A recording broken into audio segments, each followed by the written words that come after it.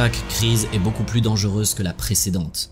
Nous sommes doucement en train d'atteindre un point où la crise sera plus grave et plus importante que la capacité de la banque centrale à l'arrêter.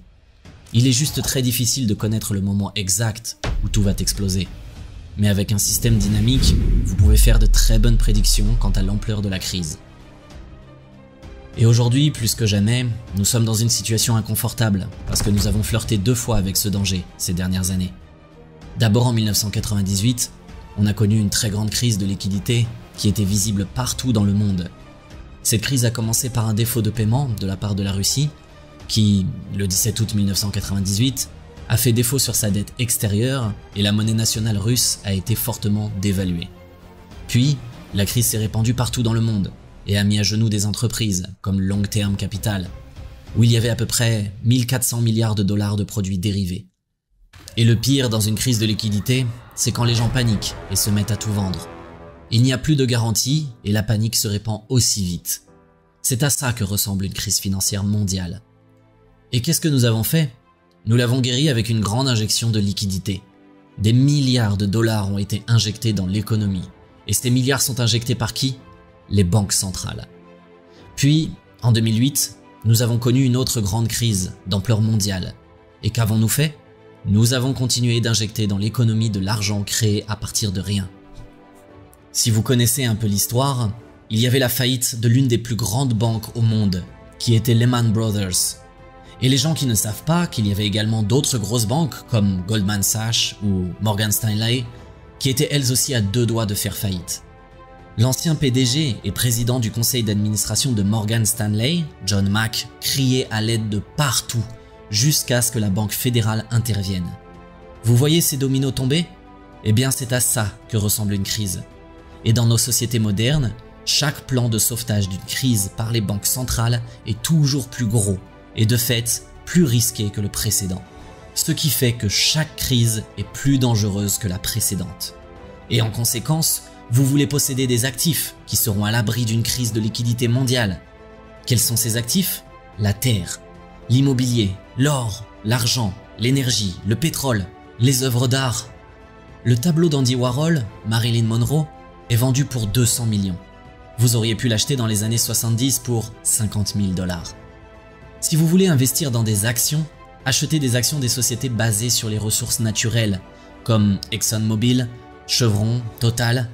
Il y a beaucoup de façons de se protéger contre ce qui arrive. Mais vous savez, un portefeuille d'actions ordinaire n'est pas un bon portefeuille. Et ça ne va jamais vous sauver parce que les banques vont être en difficulté. Les fonds du marché monétaire vont être en difficulté. La crise de liquidité sera grande. Vos monnaies nationales respectives ne valent plus grand-chose. Et vous ne le savez probablement pas, mais les monnaies nationales sont, depuis 1979, des formes de crypto-monnaies. Et c'est pour les gouvernants un instrument de coercition pour, par exemple, sanctionner les gens ou les pays qu'ils n'aiment pas. Nous avons vu ce genre de racisme au Canada très récemment, avec Chrystia Freeland, la vice-première ministre, qui a gelé les comptes bancaires et les portefeuilles de crypto-monnaies concernant les chauffeurs routiers, dont le Canada est allé jusqu'à les criminaliser. En effet, si vous souteniez les camionneurs, selon une récente interprétation de la loi canadienne par Chrystia Freeland, la vice-première ministre, c'est un acte criminel. Elle saisit les comptes de ses chauffeurs routiers et Biden saisit les comptes des oligarques russes. Et c'est en fin de compte la même chose. Les États-Unis et le Canada, respectivement première et 6e économie du monde, peuvent geler les comptes en dollars canadiens et américains des personnes qu'ils n'aiment pas. Et ils peuvent également le faire pour les pays étrangers. Et c'est exactement ce que je disais plus tôt en termes d'effets de 2e et 3e ordre. Je connais le fonctionnement des sanctions économiques. Elles peuvent être puissantes. Mais si vous les utilisez trop, et trop largement, elles perdent en fait tout leur impact. Parce que les personnes que vous ciblez se disent « D'accord, je ne suis plus dans votre système financier, je vais chercher ailleurs ». Nous n'avons jamais dans l'histoire gelé une banque centrale d'un pays souverain. Nous n'avons jamais expulsé un pays entier du système SWIFT, à l'exception de l'Iran. Et ça aussi, c'est un cas un peu spécial. Mais aujourd'hui, nous l'avons fait avec la Russie. Et plutôt que de rester assis là à dire « Oh là, vous m'avez eu », les Russes se sont dit « Passons à un nouveau système de paiement. Faisons un nouveau contrat avec les autres pays du monde. » Les Saoudiens se sont dit la même chose. Et si par exemple, vous êtes un prince saoudien et que vous avez un yacht à Monaco, un château à Aspen et je ne sais plus combien d'autres maisons ou palais et jets privés partout dans le monde, la première chose qui vous passe par la tête, c'est que tous vos biens peuvent être saisis à tout moment. Et c'est ce qu'ils ont fait avec les Russes. Maintenant, vous pouvez dire que c'est pour une bonne raison et que Poutine ne devait pas envahir l'Ukraine. Je comprends. Mais si vous êtes un prince saoudien, si vous êtes certainement un Russe, si vous êtes une oligarchie chinoise, dans quelle mesure êtes-vous à l'aise avec le dollar ou l'euro en ce moment? Et vous savez pourquoi on prend ce genre de décision? Simplement parce que les banques centrales, ceux qui nous gouvernent, sont essentiellement une bande d'académiciens qui ne connaissent d'autres réalités que celle de la fonction publique qu'ils occupent depuis leur existence. Ils ne comprennent pas les effets d'entraînement. Ils ne comprennent pas comment le système monétaire international fonctionne réellement. Ils ne comprennent pas le retour de la manivelle. Je veux vous donner un autre exemple. Celui-ci a fait l'objet d'une certaine médiatisation. Nous avons imposé toutes sortes de sanctions à la Russie.